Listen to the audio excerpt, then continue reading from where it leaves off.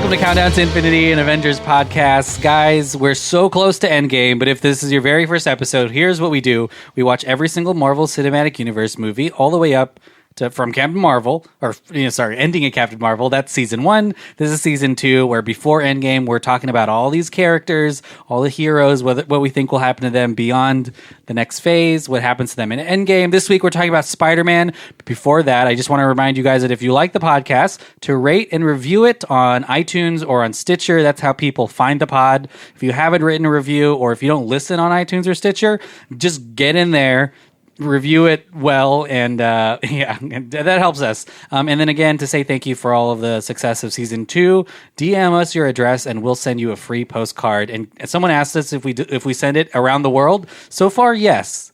So no one in Antarctica has sent us anything yet. But if you heard that sweet, sweet, dulcet tone of a laugh, that's because this week, for this listener mail episode of Spider-Man, we have a guest. It's Lex. Hi. Lex, you're here because we accidentally didn't schedule you for the Spider-Man episode. It's okay. I've contacted my lawyer since. Yep. They're sitting here with us. It's okay. I wanted to contribute as much as I can, and then the schedule just didn't line up. Guys, Lex works at an undisclosed company that's really big right now. Area 51. And you're partially owned by Disney. Yeah. Wait a minute, you got bought out by Disney? Okay, you can guess what company it is, but and your it could be like 1,000 different companies. Who knows? Yeah, McDonald's maybe, like owned by Disney, secretly owned. This would have been a good fun fact, but I know there's a company that like you wouldn't think it's owned by Disney, but it is, and it's a popular company. And I'm trying to think like I failed. ESPN? I failed you guys. No, that I knew. Well, because like. All right, now I have to guess what it's company. ESPN and ABC and a lot of things. I'll look it up throughout the guys. If just send us tweets with what companies Disney owns.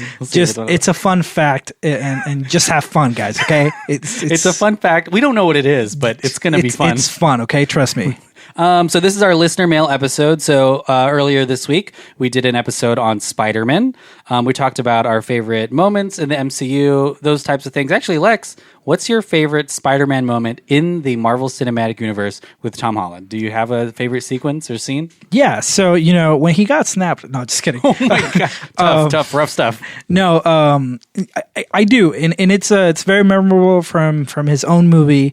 And it has to be when he's facing against the Vulture, right? Michael Keaton. And it's like in the warehouse, and then he like not blows it up, but he like basically tumbles all down. Lands on him. And he's not even in his Spider-Man he's suit. like in his like $5 Goodwill type of suit. Yeah. That's expensive for Goodwill. Damn. It's just like, wow, he had money, Yeah. It's New York, Oh, yeah, they have money. Everyone in New York has money. Confirmed. Everyone at least has a couple pennies on them. Yeah. 100%. 100%. But no, so like what's really important to me about that scene is Spider-Man has always been someone that people can relate to, right? Because he's your, like, he wasn't born with these powers, and even when he gets them, he has fun with them, right? Like, it doesn't change him too much. Exactly. He's still a teen. He goes about his life and he embraces it, right? Whereas we're used to seeing superheroes that, either they're born having these abilities or they're born with them, and that's just part of who they are. Yeah, and a lot of heroes can't do anything. Like the Hulk, the Thing, a lot of superheroes, it changes them so much that they can't ever be who they are anymore. Spider-Man's still one of the few like comic book characters that, they still have like sort of like a secret life. identity, like they live normal. Mm-hmm. And so to see this kid break down, because he's a kid, right? Especially Tom Holland's iteration, he's much younger than the other Spider-Mans we've been introduced to. He's a little baby boy. Yeah. Him being like under this rubble of an entire building on him. It's kind of rough to see. Well, yeah, because you want to relate to this character, right? And what better way to like actually break down? Like his voice broke for a moment during that scene. He was yelling people, like he was begging for help essentially. Yeah. And that's what a human being would go through, right? Like when I have minor claustrophobia, so seeing that scene, it does raise your heart, not just because you're feeling for the character, but as someone just seeing that confined space, even the angle that the camera is at, it gave me that feeling. trapped and and it made me relate because it's like he's not a superhero that's like, oh, I'm under rubble, let me just lift myself up. Like he had that struggle, and I think throughout the whole movie, like one of my not to bash on the character, but one of my problems was like I saw this is the most or the least autonomous Spider-Man that we've seen because he has he's under Tony Stark's wing. His suit has that AI voice, and some of those aspects I didn't like because of new features, and you're like, wow, that's crazy that it just seems some of the work is out for him. But this was the scene in the movie where it took me back, and it's like, this is still just a kid. This is a relatable character. As much tech as he have, like he's sometimes on his own. And at the end, he decides not to go fully into all of the powers that he has. He refuses to join the Avengers, which is really insane. like that. Yeah. So that's what kind of took me back. Like I was engaged with the whole movie and I was liking what I was seeing because Tom Holland is such a likable actor. But I think that's the decisive moment where I was like, man, this is a good Spider-Man. And it took me that moment for me to see like where I relate to this character. Yeah. And it's funny that you mentioned that scene because in that film, I guess not in Civil War, but I mean, when he dies in Infinity War, it's kind of the same emotional. He has a lot of range as an actor, even though it's his first couple of like big blockbuster movies. It's rough. Yeah. Rough going for him so far in the films. I know, right? We asked you guys what your favorite Spider-Man moments were in the MCU, and a lot of you guys responded. I think it's because Spider-Man is a favorite character to a lot of people. It was Stan Lee's favorite character that he made. So I'm just going to go down some of these. Marin Emil. I don't know what flag that is, but let me see. Here, what is that? Denmark? It looks like Denmark. Let us know where you're from. But you said maybe when Peter falls on his face and asks Karen what happened, and she says he jumped off the sign and landed on his face. I really like the whole film by Peter Parker too, though. IDK, he's so wholesome, I can't choose. That's true. He is a really relatable, fun guy. Tony Walton says when he turns down the dance to take down Vulture, that was pretty neat. I think we talked about the scene leading up to that in the car when Vulture starts to figure him out. That was kind of a scary moment. Spidey7 says when he dies in Infinity War. Oh, Jesus. All right. When he dies in Infinity War is his favorite scene. I don't like this version of Spider-Man. Oh, gosh. Rough stuff. Aaron, who we talk about every week, says going with the fanboy moments in Civil War when meeting Cap, who could blame him, right, Ant-Man? And that's true. And he was so excited to be there. Yeah. I thought it was really good too. Yeah. Karen Greenwood said she loves the interaction between Peter and Karen. Funny stuff. That is really neat because we don't have that so much with Jarvis and Iron Man anymore. So it's fun that Peter Parker gets to. It kind of took it back to that. Yeah. No, and Karen was cool. Like once again, it's just I wasn't used to that. It's different. Yeah. I wonder if Karen's just going to be there forever. Yeah, and it's. Or if he'll cut it back because he's like, oh, I'm Spider-Man now. I don't know how I feel about Karen. I don't know how I feel about Karen. It sounds like we're gossiping at work. I know. Oh my God, Karen. Like, I don't know what I feel about her. She's such a bitch. Oh yeah, she's a bitch. We work at a female dog company.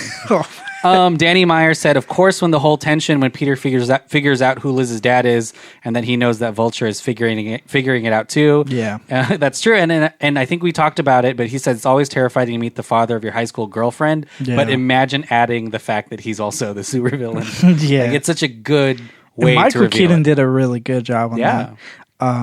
Also, by the way, the flag was Norway. Oh, cool. Yeah, it really close to Denmark, but Norway has the blue streak across it. He didn't even look that up. He's so smart. And I looked into my brain. I've seen this before. Yeah, he's a flag guy. Yeah. I'm the flag guy. By the way, this is all being recorded and going to be put up on Patreon. So if you don't believe that he didn't look that up, go to patreon.com/dolphinpod and look at the video. You have to see. On Instagram, hey, Josh Cooper said, okay, Spider-Man, do a flip. I don't remember. Oh, yes, that was one of my favorite moments. It's a montage. Oh, yeah. When he's like doing the little things, right? Yeah. Don't get him started. Pod said, I don't know if you've ever been in a fight before, but there's usually isn't this much talking. That's what Falcon says to him. Oh, yeah, that was really funny because Spider-Man in the comic books is kind of he makes like jokes like that while he's fighting people, so it's really cool. Sam Coops 86 said, "Do you know that really old movie on the snow planet with those walkie thingies?" Of course, he's talking about Star Trek. I'm just kidding. Star Wars. That was really funny. James Bond. His film references are so funny in his moments. Yeah, I like that too. It's not something that we were ever exposed to. Like in any other movie. Yeah. I don't think so. At least just like but pop culture. What I'm trying to references. think is, he knows Alien. He talks about all these different movies. I wonder if any of the films have Robert Downey Jr. in them, or Tropic Thunder. I know, it just blows up the universe. Hey, wait, I know you. Joe Mickelson said, Peter Parker, none of this would have happened if you had just listened to me. If you ever cared, you'd actually be here. Tony Stark steps out of the suit to reveal that he is there. Yeah, And that was a good moment. Peter Parker, oh my God, it's Robert Downey Jr. No, that's funny. But that's so cool. Someday Director said she has two. It's in Civil War, the Where You From kid from Spidey and Cap. And when he comes down the ceiling like a spider. Oh, because that implies that Peter Parker practices spider activities because he's just a nerd. That's funny. Like when he's upside down looking like a spider. Yeah. Jay Ables 4 said, ooh, Spidey's my guy, so this is hard. From Civil War, Peter meeting Tony for the first time. That's worked a couple times actually for people. And Spidey versus Bucky and Falcon from Homecoming. Yeah. The Ferris Bueller scene, the rescue at Washington Monument, the car ride with the Vulture, lifting the rubble. Hey, that was yours. Hey. And then from Infinity War, Spidey and Tony versus Ebony Maw in the beginning. That was a really good scene too. Yeah. When he comes from his field trip, or whatever he's from. He just shows up and he's like, hey. Dude wears Mike Carr. His name is Mike Carr. That's so funny. He said, when Tony makes him an Avenger on the Q ship, Peter is excited, but for only a few seconds, and then realizes that his role just became way bigger than it previously was, and he gets that serious look, and he stands up straight and tall. That's true, because he does join the Avengers in Infinity War. Yeah. Finally, after all those moments. I feel like we've gone through every single After moment. 3 Spider-Mans. I know. So let me go here. I'm just going to double check that we don't have one on this. Okay, we don't. So here's the other thing that I asked, Lex, and you can weigh in on this. But we asked people who their this is kind of not MCU related, just Marvel related, but who their favorite iteration of Spider-Man was. So we decided between Tobey Maguire, Andrew Garfield, Tom Holland, and then Miles Morales from Spider-Verse 2. I'm going to get, well, who's your favorite version of that? You see, what was the name of the 1980s act? No, just kidding. No, so out of the ones you listed, I do have to say my favorite iteration is still Tobey Maguire. Cool. And it's hard though, because I really liked. I'm part of the minority here, but I really liked Andrew Garfield. He was pretty good. Yeah, that pause is like, I'm paid to say this. It was good. He's a good actor. I will say that. Yeah, no, I mean, I liked his whole thing. It was kind of like heartbreaking, like hearing him like in an interview saying like, I never really felt like Spider-Man, after the fact. Rough. But because I felt he was natural in the role. I liked his progression. I liked the darker tone too. Like I was okay with it. He was always in pain in those films, I feel like. Yeah, there was. Especially towards the end of all of them. Yeah, I mean, it added complexity, but yeah, there has to be a balance. And his parents were spies or something, right?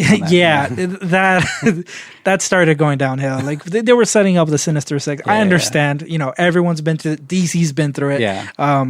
But Tobey Maguire, just looking back at, I think he has an advantage because he had 3 movies to make us fall in love with him. But even looking back at the first one, I think it did what it needed to do.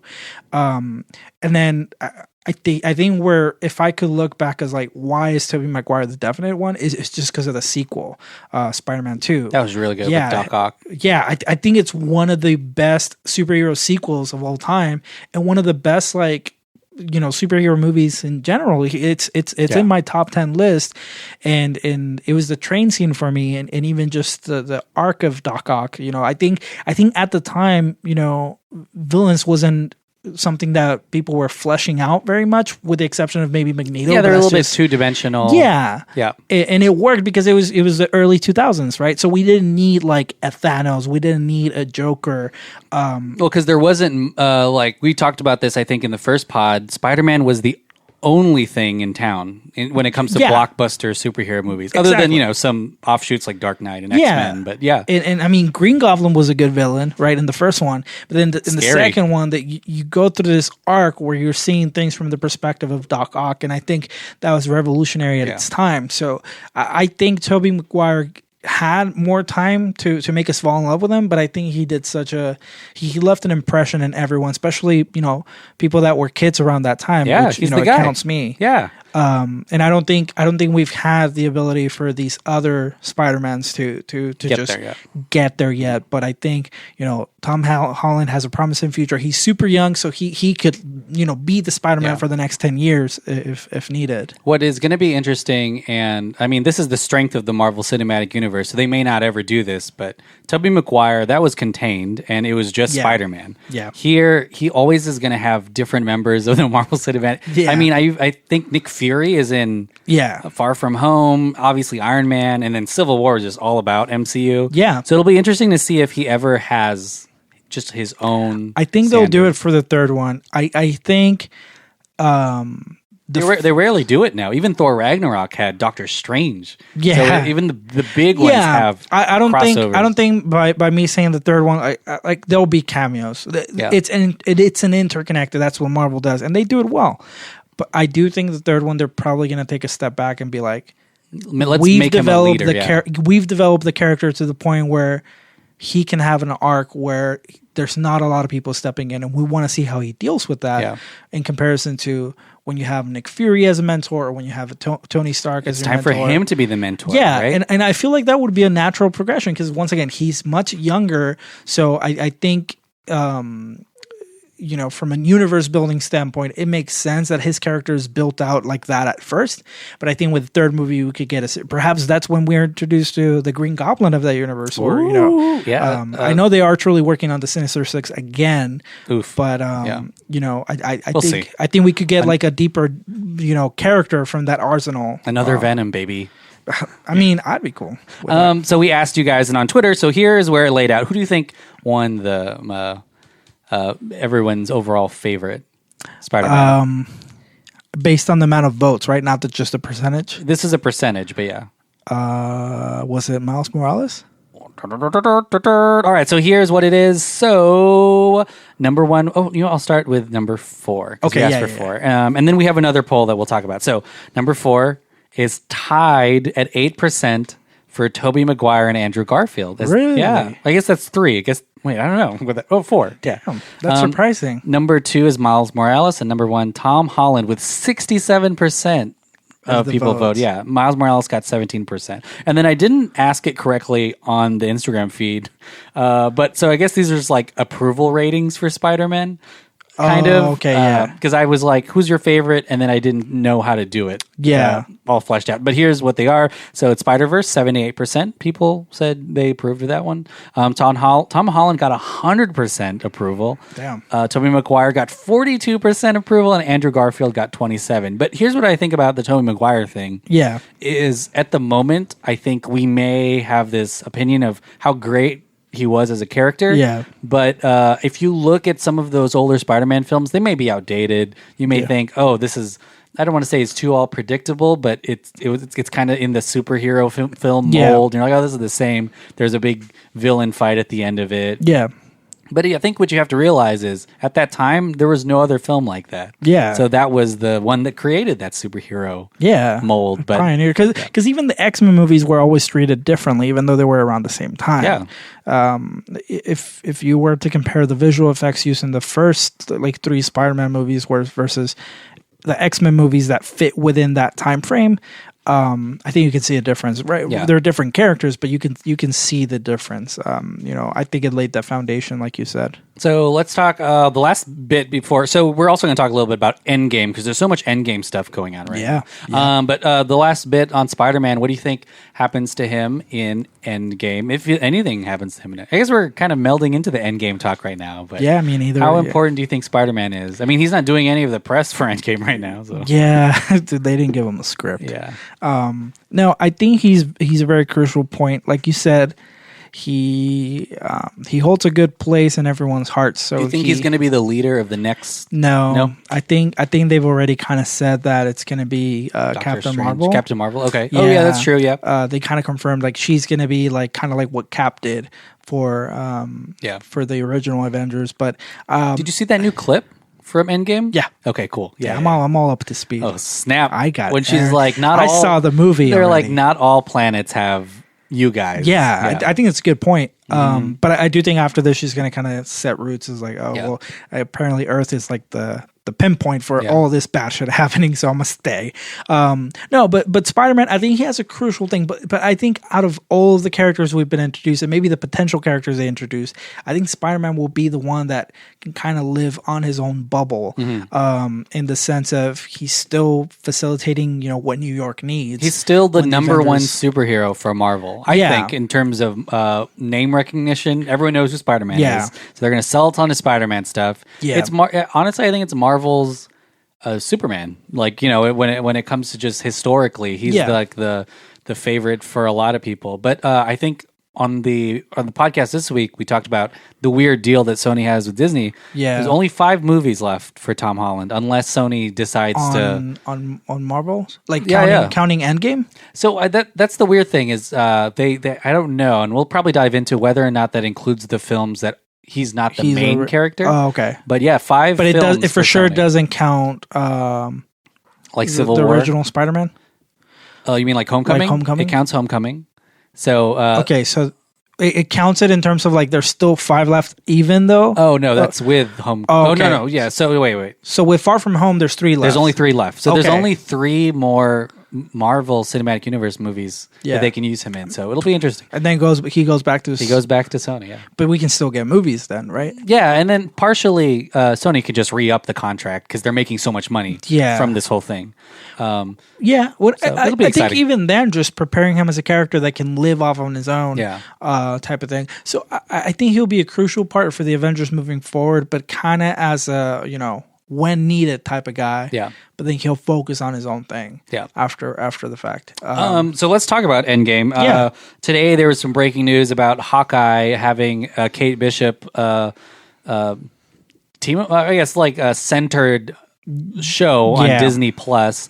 And what's crazy is last week we talked about Hawkeye, and some of our listeners talked about it's crazy. They're like, there should be a Kate Bishop show, and it happened today. So it's crazy, guys. Really, so that's we're crazy. Powerful over here. Okay, I called old Bob Iger up. Dude, that's how Not in Theaters has been. Like, we've been calling some shit it happens. You gotta call like bigger things like the Super Bowl or lottery numbers. I don't know. We try to call some fights, some UFC fights, because we're fans. But I call World Star fights.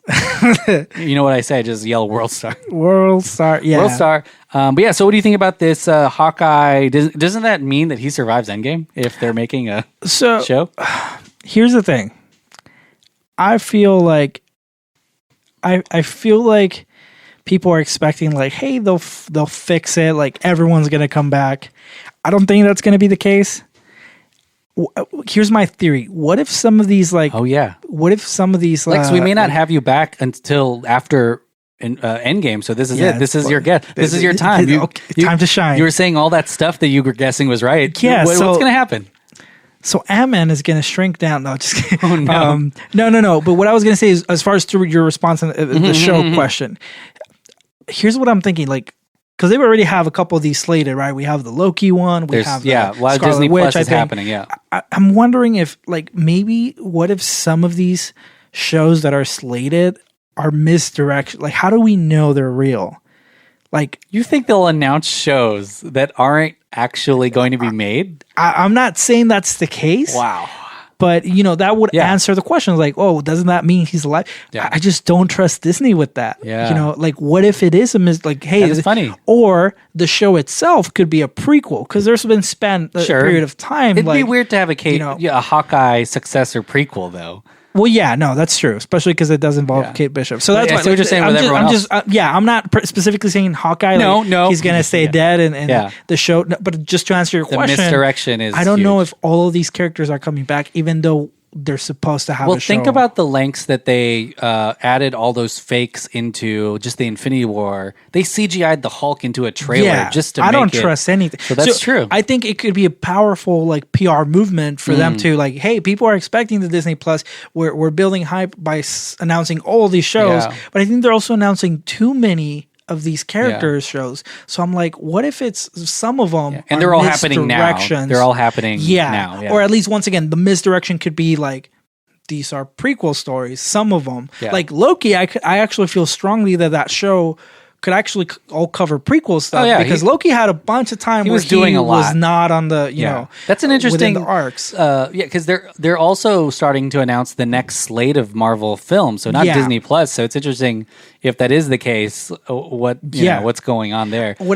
There's some like they announced Guardians 3, which doesn't do anything because you don't need all of them to be alive to make a Guardians. But you're right; these films like Spider-Man or just titular characters. Yeah. It's going to be like Black Panther 2. You're expecting that to mean that they're going to be around, unless it's Lex's fake out machine.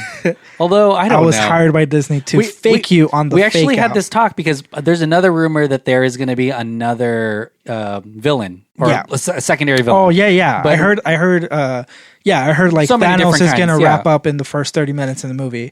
And one of the biggest things for me is that's such a huge thing to hide, and if you don't hide it, more people will go because like, wow, we want to see this. This it's like a weird thing because it wouldn't really help you that much. Yeah. Other than you having a secret, it wouldn't help with marketing. It wouldn't help with promotions. Plus, you have an actor that you don't even put on like the budget or anything. I think with the brand of Endgame, it's already selling 5 times more than Infinity War. Yeah. And that's I mean, the trailers they've shown us is great.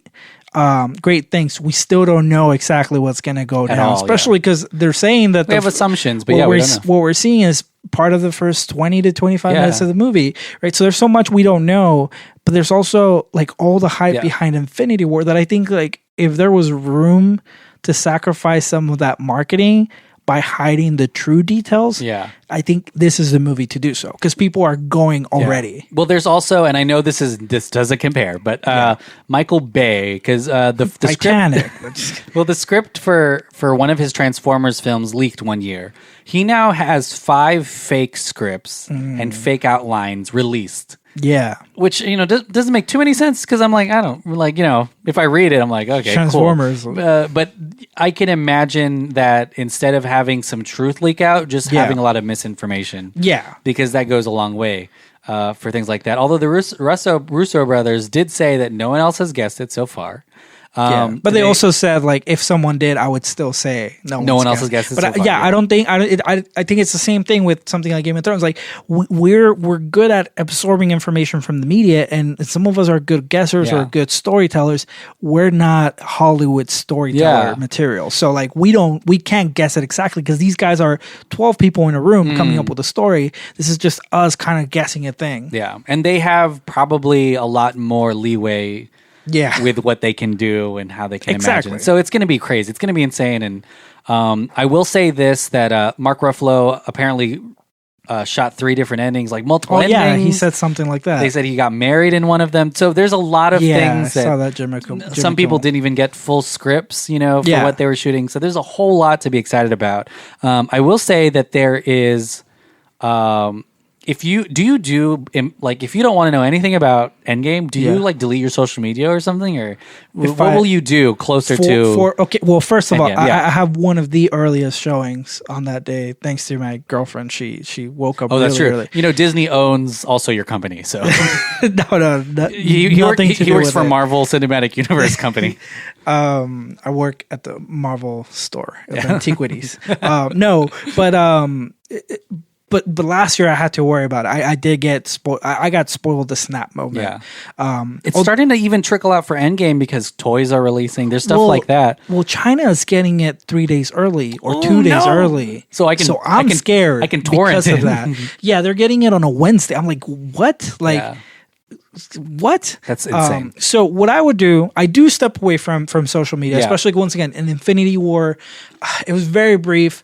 It came from someone I wasn't expecting it. I blocked them, sent them a message. It's a kid. People do that though. People will on purpose put the plot of the movie online because to disrupt maybe people. And even then, I felt like Infinity War, like people were behind the movement of like, hey, let's protect this as much as we can. Keep the secret. Whereas there are other movies where people just want to troll. But I would stay off away social media. I wouldn't delete any apps. I mean, it's still important for us to connect, but at your own discretion. Just know who you're around in terms of who are your friends. Are your friends on social media trolls? Yeah. Are they, do you movie follow goers accounts like yourself that might, like things like that?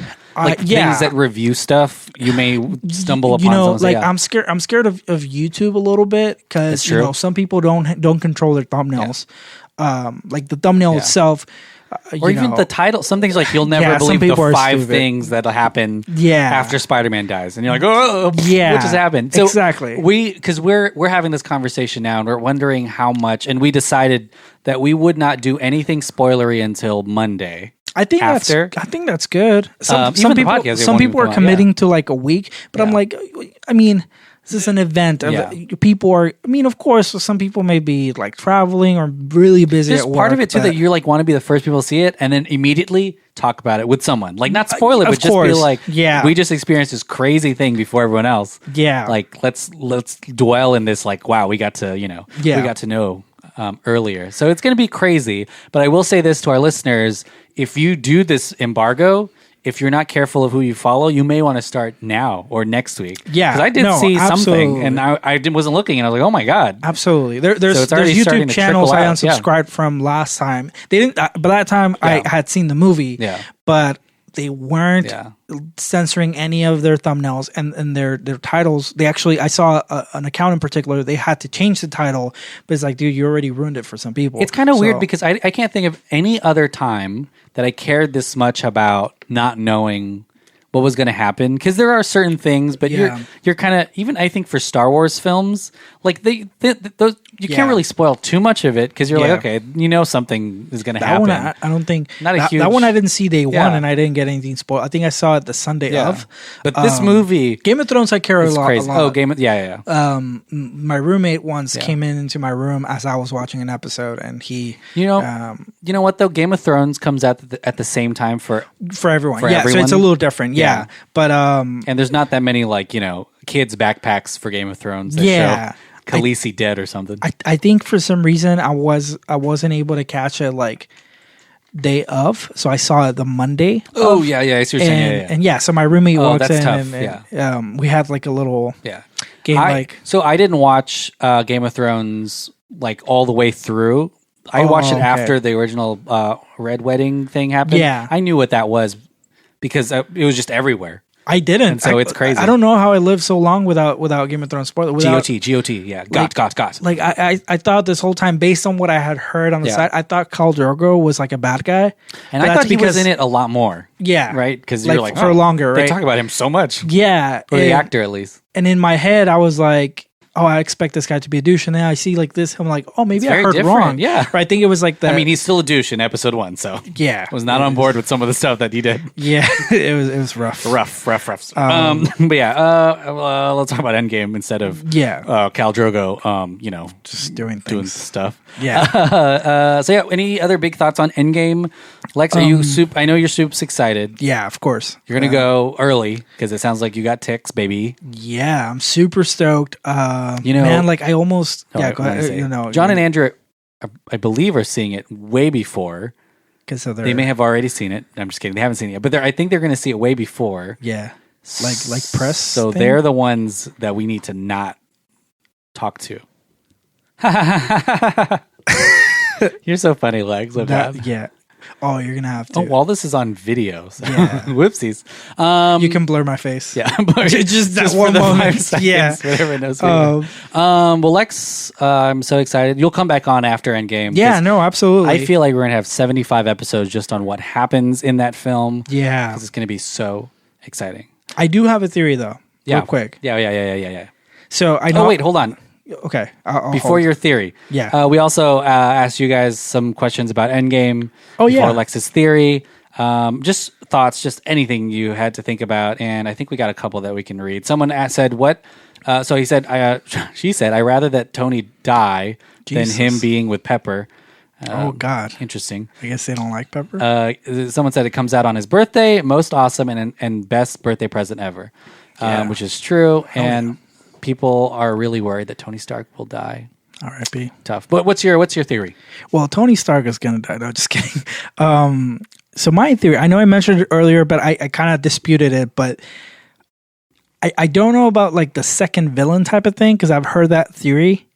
But I do believe the whole Thanos arc is going to close down like within the first hour of the movie. Why? Or hour and a half. I feel like this movie's so long, and after Endgame, after Infinity War, you kind of have that like, let's act quick, right? Type of thing. I feel like at least the first half of the movie will close that chapter of taking Thanos down one way or another.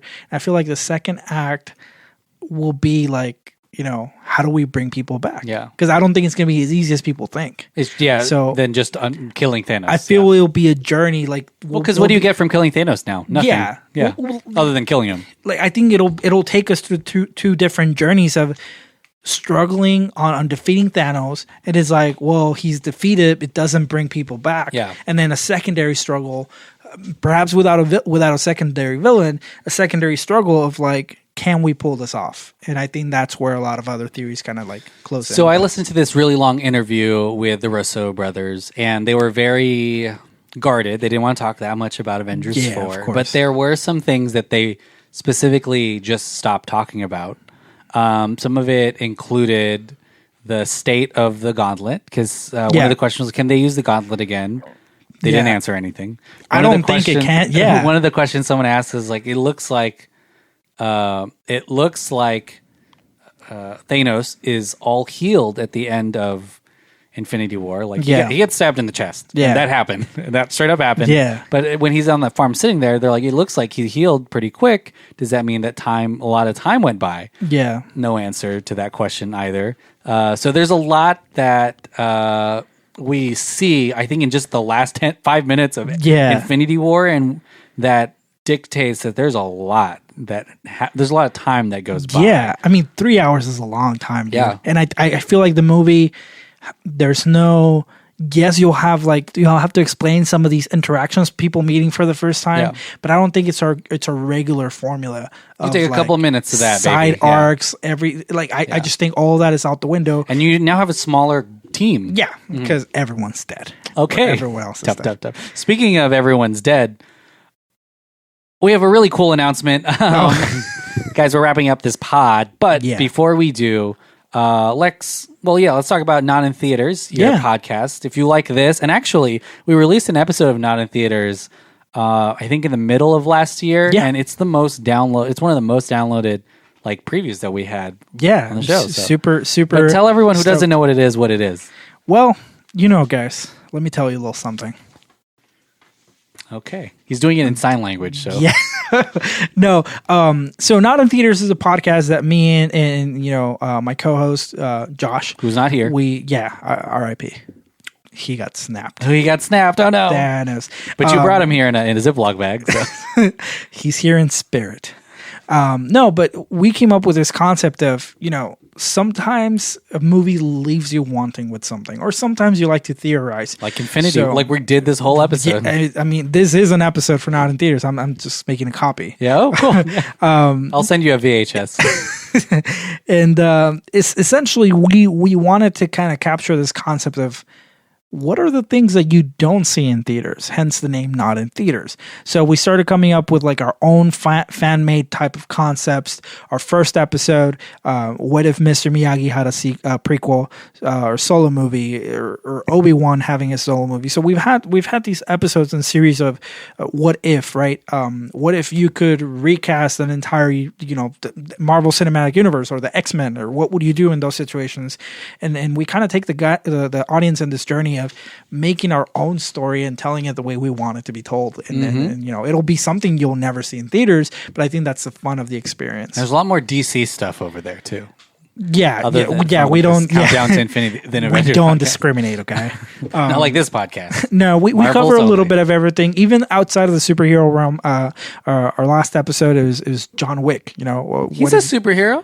Well, yeah, you're right.